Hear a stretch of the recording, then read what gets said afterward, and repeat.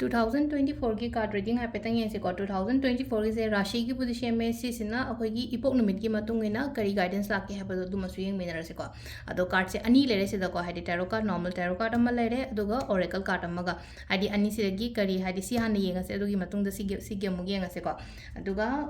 दिसंबर जनवरी दिसंबर लोरकपा जनवरी मयाई ओरक फावबा ए Imphal the लेगनी को Manipur the लेगनी अदु सुम ममांग the सुम थिंगना हौदे हाइरकपा यावबंगै हाइदि लाक्पिबा याने को युमदा कोई थोरकपा यागनी क्रिस्टल की कईगी हंगनिंग खोनिंग लेरगसु को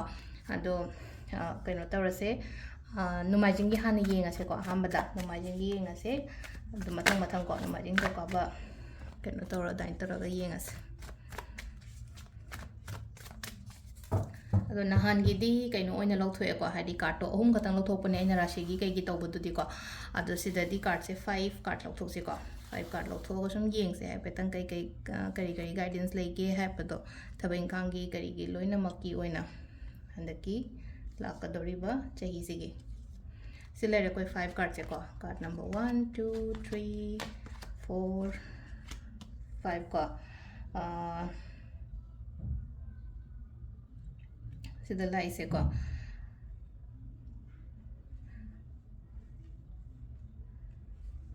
खितंग को इशा से को हाइदि रिग्रेट कुंबा खरा लेरी को तोइशा हाइदि रिग्रेट कुंबा खरा लेरी हाइरागदि को हाइदि पास कार्ड येंगर से को हाइदि पास से होग्रबनिना हाइदि करिगिनि सिगी मदांग द डिस्कस तौरो केदौनी को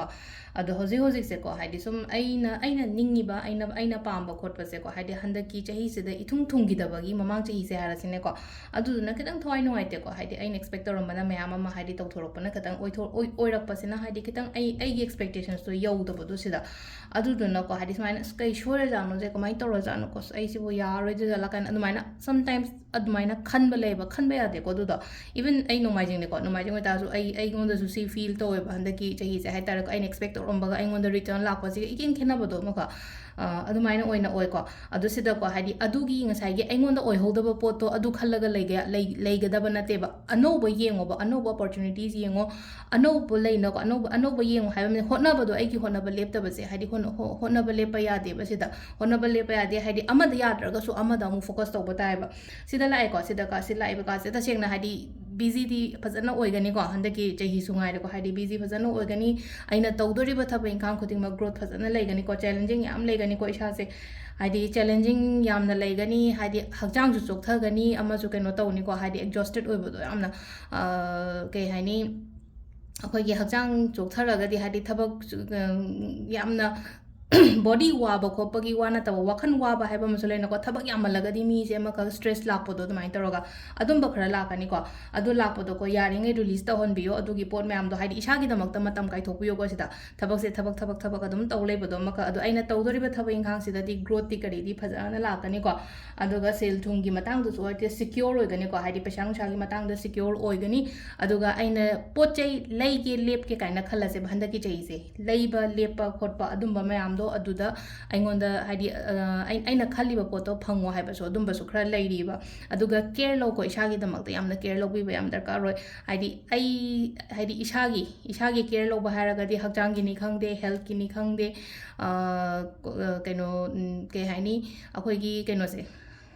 केबदसो हारसिनेको खतंग इशागी दमकता मतंग काइथोगा खतंग रिलैक्स कोइबिरगा केबा खोटपा अदुमबा मैम नुपी ngैगी ओइना हारगदी अखोइसे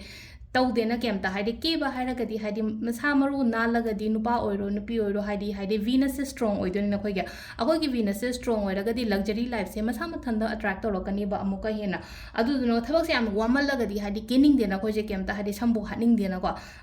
अदु तौबा यादे को अदु तौबा यादे हाइदि इसादा मतम खतंग पियो गिव अप तौबा यादे को आइजे यौरक तोरबने अइना खल्लिबा पन्थुंगदो यौरक तोरबने सिदा तंखाइ हेना चंगजलेबा सिदा आइगी केनोसे को लंबी सिदा को अदुदुना गिव अप तौबा यादे सिदा को गिव अप तौबा यादे फोकस तौबियो हाइदि फम्मगा केनो कैनी फम्मगा लेथोपा याद्रे बजे हाइदि चंगजनगदबनेबा अमुका हेना को अदो अहम सिदा लेरे को सिगी कार्ड की मैसेज से को नुमाइजिंगे अदो ओरेकल कार्ड की ना हाइदि करी एंजल कार्ड से ना करी हाइरिगे हाइबदो के एंजल मैसेज ना करी हाइगे अदु साइड पे येंगसे को अनि कतंग लौथोसे को याम लौथोरोइसे Ask your angels and hai ko hadi peaceful resolutions and amaga lai ko ask your angels haina ga di short ning bio ko hadi short ning matam de short gi guidance kum baga lak to khoina sum ning ma matam da hadi meditate ka tawba ko matam da ga si sina hai tare ko aingon da yamna strong feeling kum ba lak pa hadi intuition kum ba lak pa har sine ko ai wa khanda khalok do sina phado ma le ka har ga di ko hadi ning ngo ba aina pham ga ning ba matam do aina nan momangi da khoina workshop ma tawi matam da keno tawina ko hadi hogi nam hadi mamingi mantra gumba sonda ba sonjaba ai gi shorgi maming da sonbo ko pa maina gumba tawgi bodo adumain taroga chanting gumba tawbo ko matam da ko chanting ni khangde switch word ni khangde meditation ni khangde adumaina taw matam jida akoi da kaino ma hai tara ko ai gi mind du da click tor ko poto adu tawi ba ko aduga hadi problems lai riba kholiba mayam se ko yamna peacefully loina resolve tawgani ko sida lai se adu akoi gi ha banu majing gi na sida lai ko 2024 gi ko matangi hingdo kabagi amu yeminarase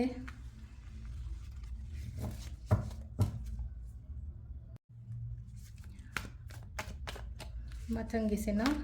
Monday gi kari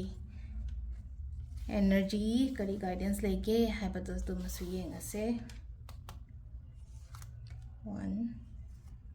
2 3 4 5 selere ko card banga sa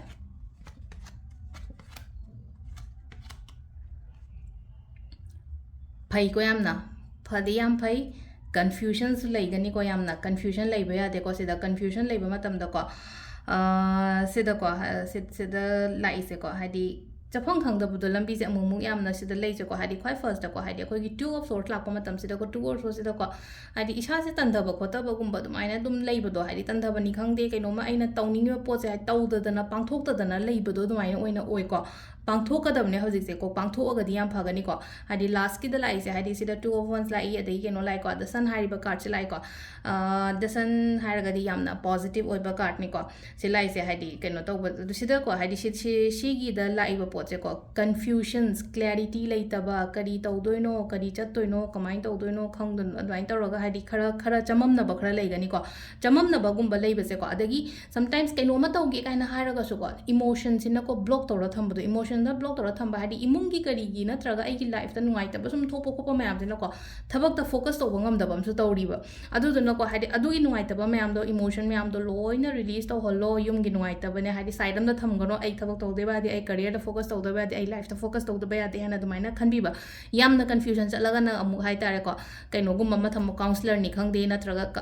counselor haraga di leina ko ai ga tinaba mi daga su leina ko khara adum phajana gyan ga pibi ba kopi ba adum ba oraswe natraga tarot session to bisa ya ko hadi fai de best option haraga tarot session gum ba tawraga hadi ai na sai clear oidir do poto ko main taw ga ge khot ga ge haina dumain tawbiba adumaina ta si se ko hadi clear oire na khala se clear oira matungda sila lai ba card ko sila ai card nong kai hai kan sida ko hadi planning se ko hadi tawdi taweba tawde ha ba diar ko hadi future planning di yam tawe tawraga thaba ko na pai khatta na lepaga lai se sida ko hadi mi se nupa se lepaga hai tare ko mai dola mathak sida lepaga lai re ai si jasira chalo sira tawsira tawrasira ha be khanjana ba dum tawra lai re ko sida chatkadam ni ko hadi sain taro ko hadi chatlo ai nang na chatori ba thabak to hadi mai pa ka ni ko sida ko hadi khanjana ga lai ga da banate mapan gumba la chathok pa jo kai su kai de ko hadi mapan ga haraga di hadi yum manipur dagi mapan ni khangde india dagi mapan ni khangde adumaina gumba adumba planning gumba leraga su chatpa yagani ko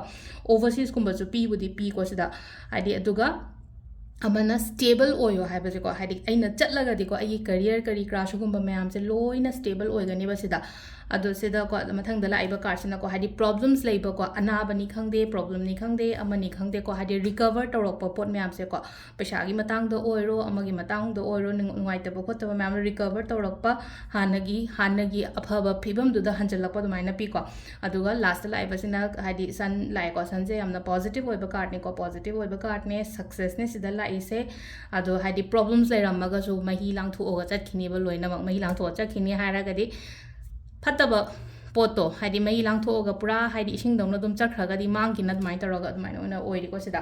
ado sida growth kumba kai gumba haide ko success growth kumba yamna lai akoi gi baby gumba kai gumba ko hadi angang gumba expect taro ga lei ba ko poi tara ga su ko hadi baby gumba gi sign su mai taro lai ko khatang horok pom chai horok po da mak na traga su ko and hadi mai oi rap na traga ending gumba da mai taro ga ado sigi ani ka tang lo thoke ko ani sena let go.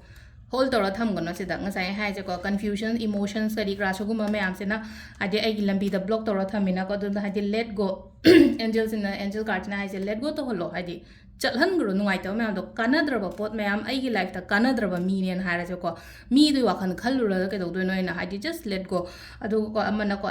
listen to your intuitions hai ko listen to your intuitions hai ga di aina khalli ba pot to hadi just adu follow to badum ai sometimes akoi na keno ma wakhan khan man da keno ma click tor ba yaw ina mind mi na ngang ba na ta ba aina si sima tau ge hai ba gi isa ta tak long na adumai na khalak ko do sum tum na ni khang de na tra ga ai hadi no nimit ju pa ma sum ai si je tor ga di sumai tor ga di khotla ga di phawrok po do engon da ai gi kok ta adumai na feel tor ga di ko adu do follow to ka shu kai de ko hadi nangi intuitions to hadi phajana keno to wi ko hadi trust tor ga to bi ba ko adu sida le re khoi gi ning to ka ba nimit ki oina hai ra ga di ko aduga thangi leba popo gi mu yumina rase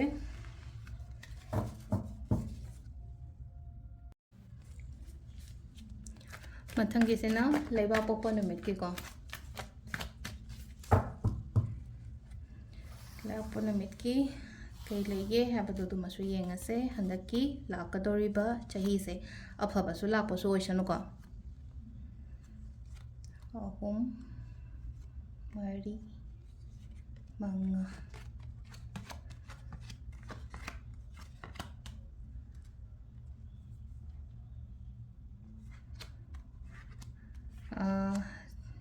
Tuesday se positive oina la ko se da dia le popo pangi se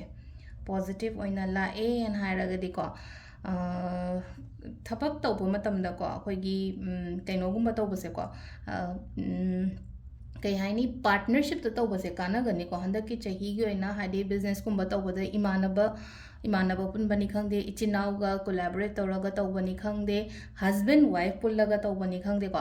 almaina taw matam da ko aingoda kana gani ko aduga hadi sida ko hadi yamna positive oina la ko energy positive oina la pani na hadi tawruba thaba inkhang da aingoda mangol oira agadi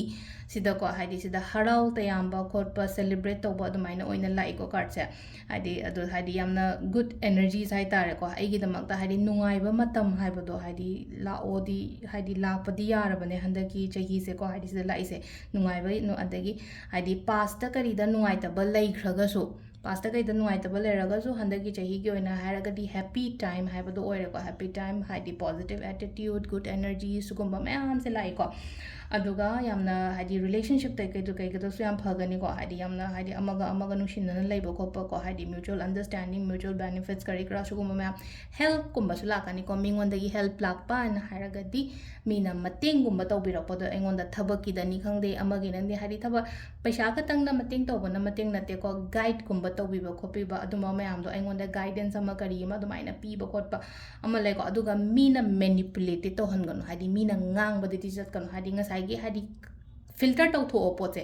filter to tho haraga di kamaina no hai kande ko sigi pote na sigi mi sina hai sina hadi kaya karai phauba hai ta engon da kana ga da ge hadi mana ngang se ke no to ya bra hadi manipulate ka guidance ka khenai da na ko hadi guidance manipulate to guidance ne na follow to ga chat pa dia de ko adu phajana filter to tho yo sigi pote hadi sina loction ba ya bane sina loction ba ya da bane ha ba do ko adu isha gi su ko hadi khallaga yam lai ko ai si ma tau ge khot ke chat ke mapanda chat ke ne khangde amma hadi traveling gumba tawbo ko pa adum bajo khale ko hadi thola ga su chat ke natraga ai do job ki ni khangde ke no gi ni khangde amuka leina ko khoi mapanda ga hadi manipur gi mapanda ga chalaga thabak tawru gi kaina khallaga ne ai bu thabak ada chalaga thabak phangmoidra kaina isa se da doubt gumba kai gumba adum bajo dum leba ko chalo tholo hadi thabak hadi keno tawtre na khala se ba ai hoji ai na lari ba jaga du thabak to leitre na khala se ba ata adi atopa jaga am ta chalaga thabak thi ba dane hadi engon da phangani ba kanju kana gani ba du gi poto ko adu na hadi tholo yum ai comfort zone da gi tholak pan hara ga kamaina yum da di ima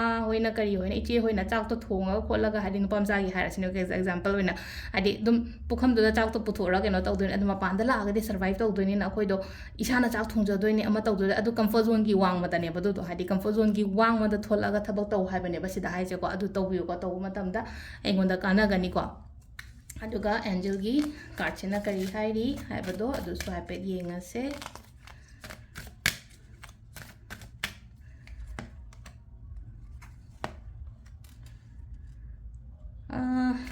sida hai ko look for a sign, ask your angels, and I ko lai am ningu ko handa ki chahi se hai di manifestation gumba to ishor gumba yam thaza biu ko kaino mala ko matam da purnima da lai khoi ram bani khangde natraga akhoi gi lebak pokpa an hai ko lebak pokpa se ko Tuesday numit se ko hai di akhoi na kaino gumba se ko le apo mi gi oina hara ga di nga gumba hen basu yam phagani ko aingon da obstacles gumba lai ba khot ba su gumba mayam se loina remove tawgani ko lebak pokpa le apo nga he je ke gino hai matam je mar mangal haiba planet se khoi gi ko haidi Venus kan haira ga di luxury ne mangal it's a hard work adai obstacles kari crash gumba mayam se gi oina ko aduduna haidi sigi numit se da ina vegetarian gumba oibani khangde natraga haidi red color gumba sina biu ko anamba na ko adu veg gumba oiba matam da ngasai engon da haidi ayarapan gumba laibani khangde natraga health issues laibani khangde relationship ni khangde job ki ni khangde domaina gumba lairaga di sigi numit se merames gumba to basu yamna phagani ko ado sida laire khoi gi ल्यापगी ओइना हारगदि को युमजा कैसागी अमु येंगासे को 2024 गी युमजा कैसागी करी लाके हैबदो तो मु येमिनरसे मथंगी सेना युमजा कैसा नुमित की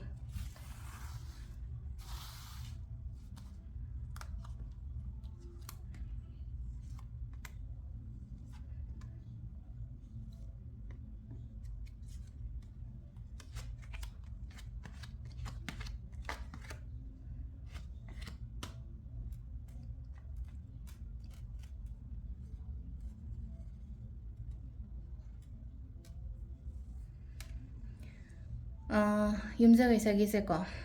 क्वाइ फर्स्ट लाइव कार्ड से हारगदी सक्सेस लेगनी को तौरब थब इंखांग सक्सेस लेगनी अदुगा पास एक्सपीरियंस कुम लेगिबजे पास हादी लास्ट ईयर हारसिने को लास्ट ईयर 2023 से एंगोंदा कईदा लॉस कुम कईगुम चटकिब खोटकिब से अदुदो अदुम खंजलगा लेब यावे को अदुदो चलनगिब मयाम दरकार रोय को पोतो होल्ड तौरा थमगनोबा ngसाइगी बिजनेस खतंगी वासु नतबिदो को एगी लाइफ ता कइनोमा नुंगाइतबा थौदोक अमा थोखरेना खलसे 2023 सिदा अदुगी मरमदा अदुम खंजलगा लेगनोबा खंजलगा लेरगदी हादी थबक इंखांग तौब मतमदा फोकस तौब ngमोइदना अतोप कइनो तौब मतमदा पोचे अखोइना नुंगाइतबसे को इना यारिंगा हादी रिलीज तो होलो चलन ग्रो इसादा मेडिटेट तौरगा एवरी टाइम इना सोर होंजन ब होंतोप सुगुम कांजिदा हादी अफब लौसलो फतब लौथोन हाना को हादी सोर होंजन मतमदा हादी अखोइना ब्रीथ इन तौब मतमसिदा ngसाइगी नुंसिसे लौसन मतमसिदा अफब एनर्जी नि को अफब नुंसित नि को अदुगा इना सोर होंदोक मतमसिदा ना हादी फतब नुंगाइतब करी क्रा मयाम जे एगी माइंड दगी एगी बॉडी दगी करी दगी एगी लाइफ दगी चटखिबो ओइसनो हाइबगी अलमाइना तौन हाना को मेडिटेशन तौब मतमदि इशै यम थारो अदुगा अदुमाइना तौरगा अदुमाइना रिलीज तो होनबा नुंगाइतबा हाइतारे को नेगेटिव इमोशंस नि खंगदे ai हाइजे हादी ममांगी पास एक्सपीरियंस खतंग नुंगाइतबा खोतबा मयाम से नको अदु दो मु खलकपदो हेता हादी अदुमाइन तौरगदि काइना अदुमाइना खलकपा हेता यावेबा अदु तौबा यादे को हादी सक्सेस से पीरि को सिदा पीदे हाइबदि यारोय को अदु को यामना हादी over confident oiba yade ko sida over confident oiba yade ego gumba kaino toba yade ko hadi yamna phajana thabak to matam da ko handa ki chahi je ko khatang alert chu oy ko hadi angang dongna behave to gono ko kaino gi hai tar ko ina thabak inkhang to matam sida sam da ko isam sam nam to jaini kai khallaga su ko hadi angang dongna behave to gono aduga over confident oiba yade ko ado hadi sometimes ko hadi khitang low feel tawrakani ba low feel tawrakpa haraga energy se down oibani khang energy down oiba haraga di akoi gi hakchang sondhaba sokthabado do khatang nate wakhanda down oirakpado adumba amumung chatkani ko aduda isha ithanda ne isha ithanda sida ko ai oiba yade ko ai low oiba yade ko ai do positive oina laigadam ne ko ado sida laise na successful lai keno su lai na ko mix up tawraga lai dana card se aduduna haidi aphabaduna hena poche percentage to yamanjeba wakhanje phana khallagadi aphabaduna lummagadi aphabaduna lummagadi aphabaduna hendoina ko hadi aigi thought se da ko hadi phatabana lumhan be mota aphabaduna lumhan se ko पैसागी कई खरा tension खरा लेगनी को पैसागी tension गुम लेबसे को कनो तवे को हादी सी से इट्स अ मतम खरा गी दमक्तने सिदा पैसागी एगी पैसा तोन बनी कमी गी पैसा तोन बनी खंगदे बैंक की लेबनी खंगदे अदुम बखरा स्माइना साइन तौरी को सिदा लेरी सिदा कार्ड से लाइसे को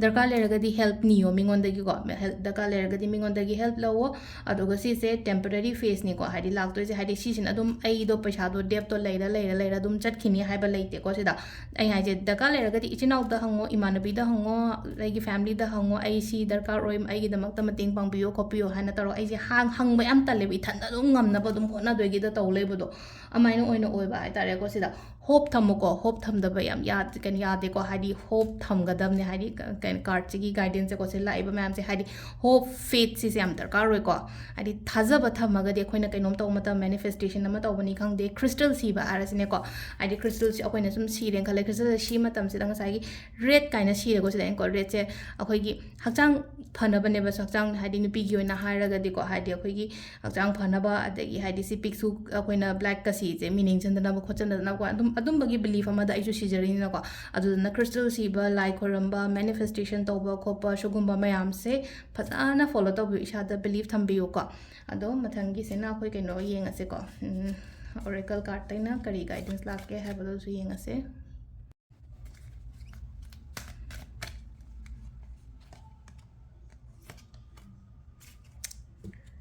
sida haise matha saganu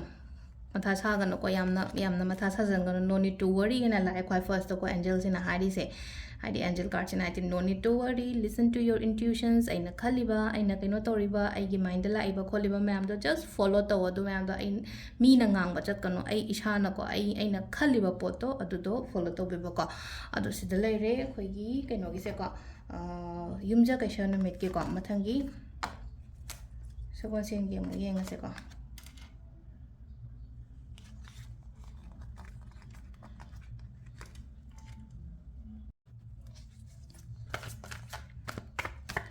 mathangi sena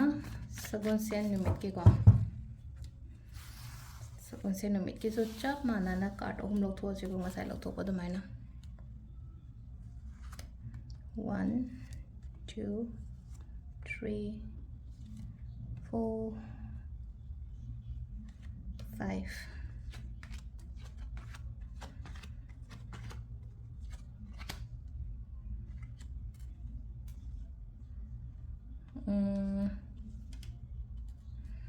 sida la iba sagon sengi oina haraga su ko haidi kenodi oire ko haidi ending oisilapa je problem singi ending oisilapa haidara ko ending adumaina gumba oirakpa aduga ko kitang ko thajaba thammo ko haidi isada khwai maru haidara ko haidi thajaba thammo trust se yam darkar roi ko haidi trust thammo ado ko sida lai se haidi potsing je lotion ba oina oi ko haidi nuai taba kari kra leraga di lotion ba khochan ba oina oi aduga next lai ba card sina ko akhoi gi 8 of wands ko 8 of wands se ko good news kumba kai gumba lakani ko good news lakani aduga aina manifestation tawri ba kholi ba myam se ishorna chanbiraga aingonda phangakpa gumba lakpa amaina oina lei ko haidi arapadagi good news kumba lakpa adumaina oi ba haidara ko aphaba pau nungai ba pau aigi damakta aduga relationship kaina harase ko nahangai pharamde kai harase ko adu tari masa mathanda dum magi jaga da leir ko gyan tarak pani khangde ko mi do amaina oina oi ko hanadi khatang khara mong ta de ko relationship je mong ta de hairaga di ko some kind of haidare ko haidi husband wife leiba matam da mi ama enter torok pa kholak pa adumaina oina leigi ba oina oi ba do adu lei khraga su ko haidi hojiki oina hairaga di adudagi overcome tawra tholeba pot to hojiki oina hairaga di leitere ko haidi sida haidi hoi example oina je husband wife ki da pire ko natabida haitara aigi surrounding phatti ena khalase ko ai surrounding phatraga su hajiki handaki oina haraga di ko adu mayam du dagi haidi moina kenom na khanjan ba tawsan ba akhoi gi damak to ko hai phataba khanba matam da su haidi only just ngasai gi po thaba du na phataba oi bana te ba aigi damak ta khanba matam da su aingon da ngasai gi adu gi energy do attract tawra ine ba phataba energy do adu du na haitara adum ba mayam du su loina phagalakpa khokalakpa matar aina haije manifestation to ba ko ba isa gi oina hain ko manifestation gu mayam to ise haitara ko ishor sina aingon da aina manifest tawise loina phangani ba aduduna sida haije overcome tawrai ko haidi pot sing je recover tawrakpa overcome tawrakpa haidi mi da oiro mi kani third party gumba leramaga su mi da su leire natraga atopa leina ko addictions hai tare ko overcoming addiction haibane sida sing ha ga addiction ha ga je koi atopa extra kino ma leiba zu addiction makhala mane aduga hidak thakpo zu addiction makhala mane ko adudagi phagalaga lai ko ending se yam phajana lai ko ending se yam phajana lai haraga di phajana haidi happy family oina oibadu hai tare ko financially yamna secure oiba long term gi oina relationship haidi imung manung se nungsi chana na nungaina ahan aman gari crash gumba mayam se ko wata pada ba khotaba yamna luxury oiba mawong da hai tare ko adumaina piri ko sida leiri se card se adu sida na akhoi gi keno gi la card leire ko aduga amana keno yenga se ko angel na kari message angel message ka happy tang yenga se सिदसु नुंगाइतबसे hold तौर थमगनो just चलहंग्रो कानदबा pot हाइदि खंजलगने को मथा सागनु को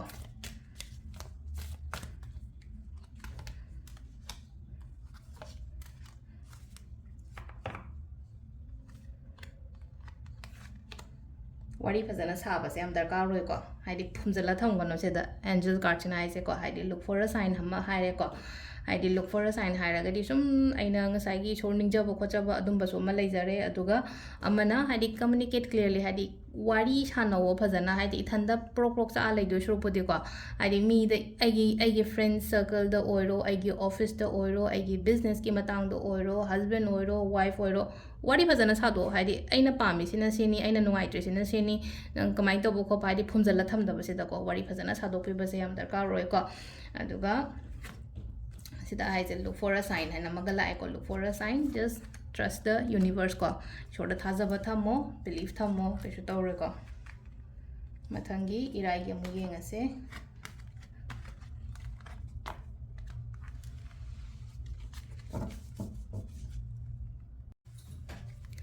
mathangi sina irai numit ki haipetang yengminarase ko irai numit ki kai lege haibado laki laiba chahi sigi oina hairagadi तो सिदगी card से चमानना मंगा दुम लौथोगे को हाइदी ngasai मंगा लौथोगा येंगी बनेना कार्ड नंबर 1 2 3 4 5 से लेरे को कोई की कार्ड से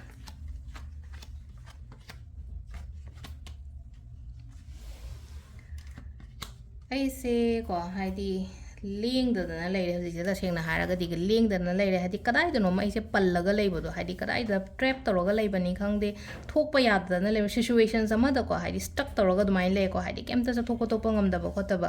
नेगेटिव याम खल्ले को नेगेटिव यामना खनबा खोपा दुमाइना ओइना ओरे को अदो सिदा को हादि आई दो हाइ तारे को हादि मीना याम का हाइना फुंजन बना ट्रगा जो ngसाइगी तौरिबा ngसाइगी एनवायरनमेंट तुना हाइ तारे को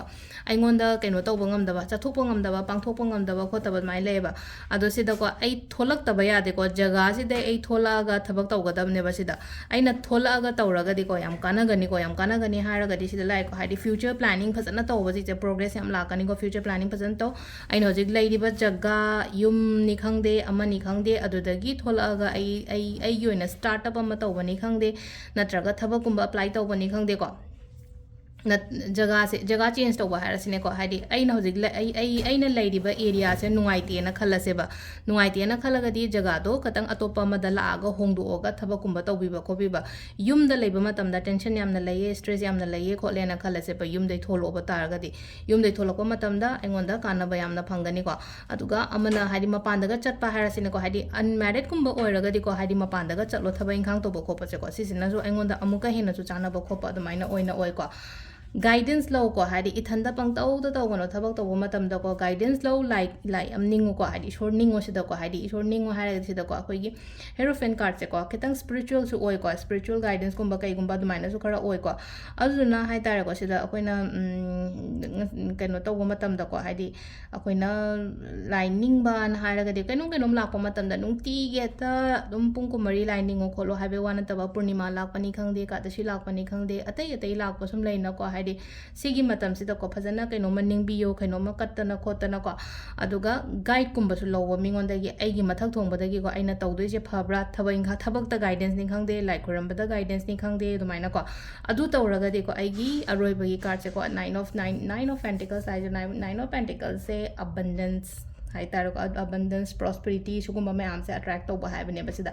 अबंडेंस प्रॉस्पेरिटी वेल करी क्रास मैम से हाइदि लन थुम वाता पादब खोतब नुंगाय फबा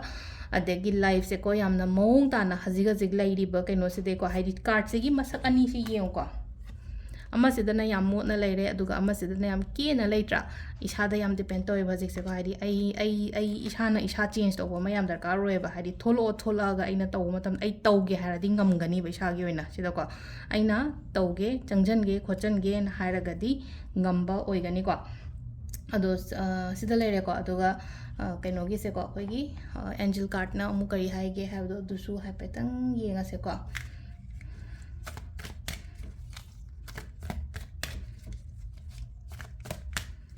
एंजल कार्ड से अनी कतंग लोथोय को मेडिटेशंस को meditation sida hai ko haidi meditation sina answers porakani and hai ko meditation will bring answer and hai bune sida hai se ko adi yamna ai hai se chamam na ba matam da ko haidi ngatang phamaga ko hai ngatang phamaga meditate kumba tawbiyo adu kan da ko haidi shanti da phamaga di lai da na ko way do lai na ko lambi do aina uba phangai na ko adu ne ko sida meditate tawana ai se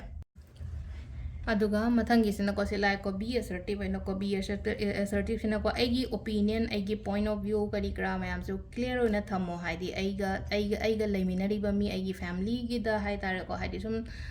aina wa thamning ba lera ga di aigi point of view aigi opinion se ko phajana haide mayam mamang da ko haidi kano thambi ba haidi mi ngonda tahalo ba mi na ngang su taw aduga aina ngangi su haidi mi ngonda tahan ba dumaina ko adu sida lere ko gi se card se ko Matung yung muyang minarase. Last ki thang jo Numitki muyang ase aroiba numit ko. Ado chap manana ngasai nge koi na mamang da logthokiba dumaina card manga katang logthosi ko sidai swa. Thang jo Numitki se. Ado ngasai de yengi ba mayam se ko. Yam ka hai na phattaba khotaba lakti ko khitang hoi de guidance kar ka sumaina tawgono khot kano haiba oina oi ko haidi si ma heta yamna negative oire khotle haiba gi adugi energy di yam ka hai na thuidokna di lakte ko thangje gi se ko problem se yam face tawri ko hojik se problem se yam face tawri kaino se life se yamna negative oi ko negative oi haidi lot of akoi circumstances me ama leiba do koi ai gi life se da ko haidi awaba kari kra sugumba mayam se khara face tawre ko main oina paisa nungsa gi matang da hai tare paisa nungsa gi matang da khara face tawre haidi paisa mang ba gumba su oire ko haidi mang ba haira ga di mina logi bani khangde mat khi bani khangde adumaina ko adum bai maung da aduga mindset se ko pura hai tar ko work taw da bodo adu oina oi ko ado hope thamo ko sida hope se leiri in hai ba sida ko haidi adumaina leira ga su hope se leiri hadi tenjel e hadi yamna sangna keno tawba dana short term gi oina oire ko pasiri sida leiri ba problems mayam se ado amuk su khalle ko isa se loin thado ga ai sibu chat khrasira kadai duno ma loi mak langtho ma chat khrasira haibagi adumai tawraga khalakpa gumba lei ko khanba yade ko withdraw tok thok podo pot hai withdraw ai oi roi dra haibagi adumai na ko hai roi ge da taw roi ge da hang roi de da masigi mi sida na traga haidi masigi keno sida oi ai kana roi da dai khala ga loi thado ga kai do bai chat toino haidi ai gi iran letraga di kai do bai thado ga chat toino face to ga dam ne hai no mai lei tho ga chen ga da bokot ga da ba matam na te ko distract to bodo haidi thoiba problem mayam sina ko haidi focus to ngam da ba ai keno ma hoge no ko planning dile planning horaga jo pot se akoi gi tawba ngam da ba hai tare ko distractions hai raga di चक्कदब लंबी दो साइ मथा सारगदी चफम दो खंगदेदना अदुनिदा अदे केनोमा तौगे आइना थबक अमा होगे हाबजु तसेंग कीरेबा जे रिक्स लौबा सिदा को अदो सिदा खतंग खरा केनो तौबियो को केनो तौवे सिदा को हादि ला आइना हांसा हाइ होप थमो हाइ को होप से स्टिल लैयेबा लैबदी हादि से लाइ को स्टार लापा कार्ड से को स्टार से ब्लेसिंग्स ने को मरोम दे हादि ब्लेसिंग्स ने हारगदी कइनो हाइ का सिदा होप थमो फेथ थमो लाइफ की आइना जिक तौदोरिबा खोतोरिबा मैम से इसाइ थंदा को मोटिवेटेड ओइरकनी बसे सिदा को यामना पॉजिटिव सु ओइरकनी अदुगा यूनिवर्स ना हाइ तारे को यूनिवर्स आदि ईश्वर सिना आइंगोंदा ब्लेसिंग्स करी क्रा सुगुंबा मयाम सु लाई को अदुदुना हाइदि आइगी तौखुम थोकपा आइगी कैनो तौखुम थोकपा अदुम तौ हाइदि ममाइ लेथो चेनगदब नते फेस तौगदबने लाइबा प्रॉब्लम लाइबा सिचुएशंस मयाम दो को अदु सिदा अखोइगी एंजल गी कार्ड सिना मु करी हाइरिगे हाबदो दुसु येमिना से को हाइदि सिदा प्रॉब्लम्स मतेंग मैम लेरगा चोको अरोइबा कार्ड याम फजन थोलैना को अदुदुना हाइदि कैनो तौगनो कैनो तौबा यादे आशा कायबा यादे को हाइदि होप थम्बियो अदुगा डिस्ट्रैक्ट तौबसु यादे एना गा हाइबदु डिस्ट्रैक्शंस खरगा लाइसे कैनो म तौगे हाइ मतम द रिक्स दुकान फमगे का हारगा सो दुकान से फमुरगा आइसे सिट्रगदी काना अदु वाखन जो दुम लाकनी बा अदो हाइ के दोबो शिट लोइदोनो दुकान फमगा आइना स्टार्ट अमा तौबो मतम द को अदो सिगी कैनो सेना को रिकवरी लाई याम फबा मेसेज अमा लाई को रिकवरी लाई को ꯑꯗꯨꯒ ꯗꯔꯀꯥꯔ ꯂꯩꯔꯒꯗꯤ ꯃꯤꯉꯣꯟꯗ ꯃꯇꯦꯡ ꯂꯧꯕ ꯑꯩ ꯁꯤ ꯀꯥꯔꯠꯁꯤꯁꯨ ꯁꯤꯗ ꯍꯥꯏꯕꯁꯦꯀꯣ ꯍꯥꯏꯗꯤ ꯃꯤꯉꯣꯟꯗ ꯃꯇꯦꯡ ꯂꯧꯕꯁꯦ ꯌꯥꯝ ꯇꯜꯂꯦꯕ ꯁꯤꯗ ꯂꯥꯛꯏꯁꯦꯀꯣ ꯑꯍꯥꯟꯕꯗ ꯂꯥꯛꯏꯕ ꯀꯥꯔꯠꯁꯦ ꯍꯥꯏꯗꯤ ꯑꯩ ꯉꯝꯅꯕ ꯑꯗꯨꯝ ꯍꯣꯠꯅꯕꯗꯣ ꯃꯤꯉꯣꯟꯗꯒꯤ ꯂꯧꯕꯁꯦ ꯌꯥꯝ ꯍꯩꯅꯗꯕ ꯑꯗꯣ ꯁꯤꯗꯗꯤ ꯂꯥꯛꯑꯦꯀꯣ ꯍꯥꯏꯗꯤ ꯑꯩꯈꯣꯏꯒꯤ ꯑꯦꯟꯖꯦꯜ ꯃꯦꯁꯦꯖꯁꯤꯅ ꯍꯥꯏꯗꯦꯀꯣ ꯍꯥꯏꯗꯤ ꯄꯣꯠꯁꯦ ꯔꯤꯀꯕꯔ ꯇꯧꯔꯛꯄ ꯍꯥꯏꯔꯒꯗꯤ ꯄꯤꯈꯠꯂꯛꯄ ꯐꯪꯉꯛꯄ ꯈꯣꯠꯂꯛꯄ ꯑꯗꯨꯝꯕꯗꯨꯁꯨꯃ ꯂꯩꯔꯦꯀꯣ ꯑꯗꯨ ꯅꯠꯇ꯭ꯔꯒꯅ ꯍꯥꯏꯗꯤ ꯅꯥꯕꯒ ꯍꯥꯏꯔꯁꯦ ꯅꯥꯕꯗꯨꯁꯨ ꯔꯤꯀꯕꯔ ꯇꯧꯔꯛꯄ ꯑꯃꯁꯨ ꯂꯩꯔꯦ ꯑꯗꯨꯒ ꯗꯔꯀꯥꯔ ꯂꯩꯔꯒꯗꯤ ꯃꯤꯉꯣꯟꯗꯒꯤ ꯃꯇꯦꯡ ꯂꯧ ꯍꯥꯏꯅ ꯐꯖꯅ ꯀ꯭ꯂꯤꯌꯔ ꯑꯣꯏꯅ ꯍꯥꯏꯁꯦ ask for help from others ꯍꯥꯏꯅ ꯍꯥꯏꯁꯦꯀꯣ ꯑꯗꯣ ꯁꯤꯗ ꯂꯩꯔꯦꯀꯣ ꯑꯩꯈꯣꯏꯒꯤ ꯏꯄꯣꯛ ꯅꯨꯃꯤꯠꯀꯤ ꯃꯇꯨꯡ ꯏꯟꯅ 2004ꯒꯤ ꯀꯥꯔꯠ ꯔꯤꯗꯤꯡꯁꯦꯀꯣ ꯑꯗꯣ ꯑꯇꯩꯒꯤꯁꯨ ꯑꯃꯨꯛ ꯀꯣꯟꯅ ꯌꯦꯡꯃꯤꯟꯅꯔꯁꯦꯀꯣ ꯑꯇꯩ ꯁꯨꯝ ꯑꯇꯩ ꯚꯤꯗꯤꯑꯣꯁꯀꯣ ꯁꯤꯗ ꯂꯩꯔꯦ ꯑꯩꯈꯣꯏꯒꯤ ꯉꯁꯤꯒꯤ ꯑꯣꯏꯅꯗꯤꯀꯣ ꯊꯦꯡꯛ ꯌꯨ